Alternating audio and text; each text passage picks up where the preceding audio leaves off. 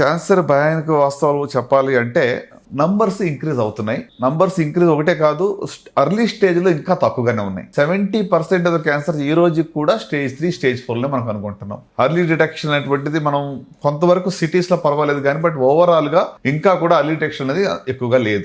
30% మాత్రమే ఉంది. సో సంఖ్య కూడా పెరుగుతుంది. అంటే సంఖ్య ఎందుకు పెరుగుతుంది అంటే, one option it could be because of more investigations. ఈ రోజుల్లో హెల్త్ చెకప్స్ కానీ, లేకపోతే అవేర్నెస్ పెరిగింది. సో రెండోది లైఫ్ స్టైల్ మారింది, దాని వల్ల కూడా సంఖ్య పెరుగుతుంది. సో అంటే ఈ రెండు combination of both, maybe because of diagnosis ఎక్కువ అవటము, అట్లనే లైఫ్ స్టైల్ యొక్క మరి ప్రభావం వల్ల కూడా సంఖ్య పెరుగుతూ ఉంది. సో యంగర్ పీపుల్ లో క్యాన్సర్ పెరుగుతా ఉంది ఇటీవల. బ్రెస్ట్ క్యాన్సర్ చూడండి 40s, 50s లో వస్తా ఉంది ఎక్కువ మంది.